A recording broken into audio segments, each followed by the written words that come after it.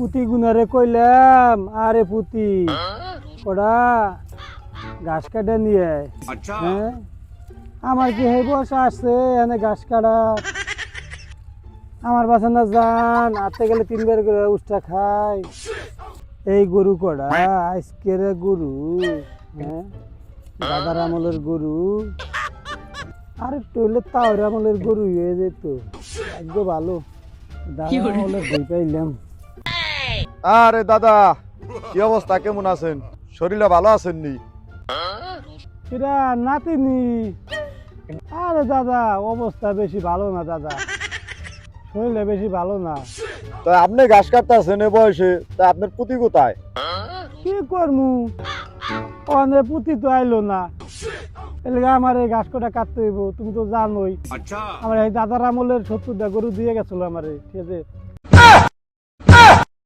এই 70টা গরুর ঘাস তো কাটতে হয় আমার প্রতিদিন, ঠিক আছে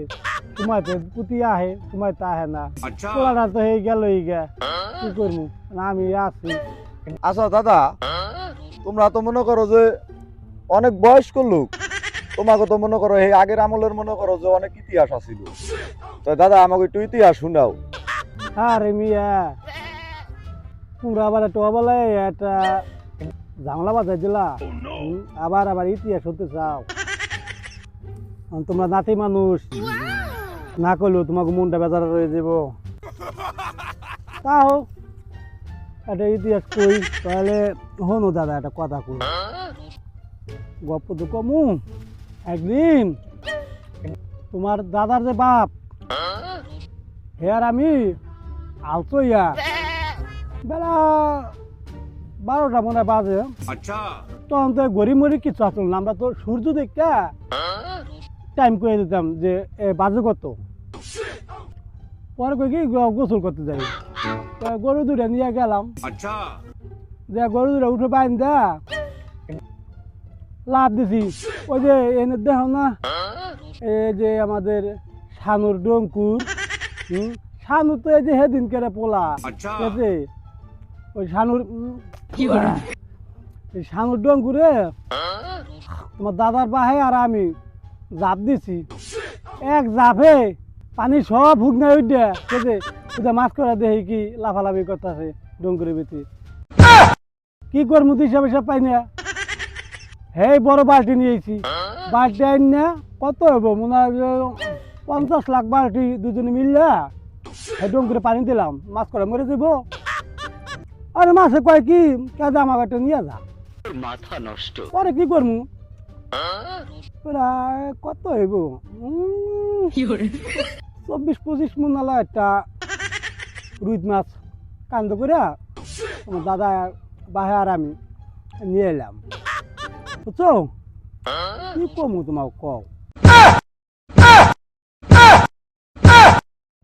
তাহলে মনে হয় দাদা তোমার বয়সে কালে মনে হয় অনেক শক্তিশালী আছিল কিনা দাদা?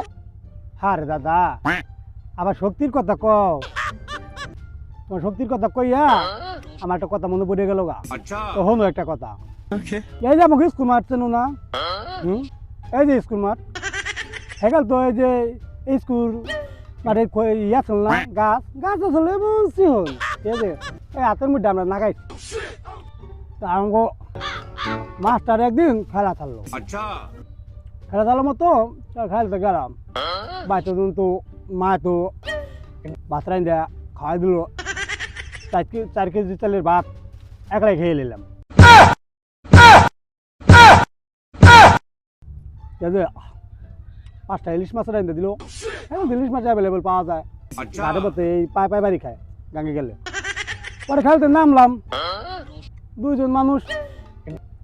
কাটাইয়া বলটা শুট করলাম, তা জিত দে ওই যে 4 কেজি চালের ভাত খাইছি, মরা তো দিতে না 4 কেজি চালের ভাত খাইছি, এই গরম আছে না এই গরমে বল এমন জোরে নাচতে দিছি দরজা ভাঙ্গে ওয়ালের ভিতরে বল টিকে গেছে, তো মাস্টারের মাথায় বল বিছড়ে পায় না, কারণ সবাই দেখা যায় কি ওয়ালের ভিতরে বল হাইন্দা দিচ্ছে, গদিয়ে গেছে, মনে হয় দাদা বিশ্বাস যাবে না, রাতে 1টা বেজে গেছে বল উড়াইতে 1টা বাজে বল উঠছে, বল টাইম নেই উঠে দেরে না তা বুঝেন পরে এই বল উঠেছে উঠানোর পরে তখন তো আমার নামে বিচার আচার পাতাইছে দিশা পাইতেছি না বিচার আচার পাতানোর পরে তোমার খেলা ছেড়ে দিতে হইব তুমি যদি এমন খেলো তো তুমি তো অনেক জায়গায় যে মানুষ মেরে নেবে গাছপালা যা আছে বিল্ডিং বিল্ডিং সব ভেঙে নেবে এখন তো ওই যে বাজারের ভিতরে মনে হয় 2-4টা বিল্ডিং আসলো বলে মারলে গাছ মাছ ভেঙে যদি বিল্ডিং টিল্ডিং ভেঙে যায় এই কারণে আমার খেলা বন্ধ করে দিল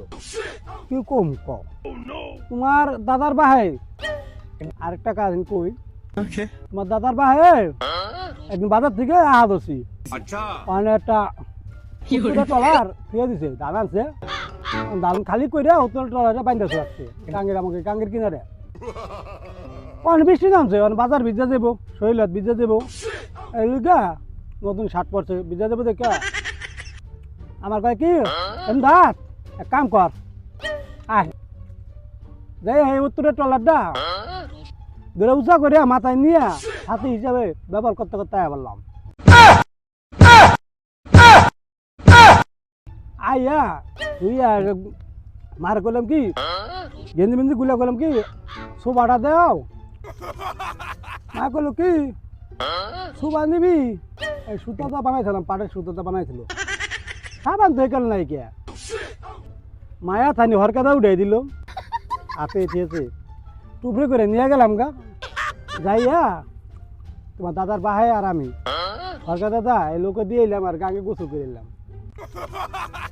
দাদা কপ্প তো কইলাম আমাকে ইতিহাস শুনলা একদিন শোনা মানে তো দাদা আজকে যাই দাদা তাহলে এমন বহুত ইতিহাস আছে না ইতিহাসের অন্তরে কি দেখছাও তোমার দাদার বাহার লগে আমরা যে ছোটবেলায় যে খেলাধুলা করছি হ্যাঁ তো কই নেই দাদা আসর আজান দিয়ে লাইছে বাচ্চা যাইতে হইব সে যে এই পুঁতি আবার কই গেছে জানি না তো দাদা বারে আচ্ছা দাদা তাহলে ঠিক আছে না না দাদা থাক আরে মিয়া কি কও 117 বছর বয়স এখন যদি ধরতে কও আল্লাহর রহমত আল্লাহ যদি বাঁচায় রাখে ঠিক আছে 150 বছর বাঁচবো তাহলে এখানে ধরতে কও ইনশাল্লাহ দাদা ইনশাল্লাহ তাহলে আরেকদিন আমু দাদা আচ্ছা আইও তা যাও তোমরা কোথায় যাবে যাও আচ্ছা দাদা ভাই দাদা কিন্তু সময় গেল একটা জিনিসই আসিল দাদা সে একটা মাল আসলো দাদার কাছে আবার আইতে হইব আমরা কিন্তু ইতিহাস সম্পর্কে কিছু জানতে পারবো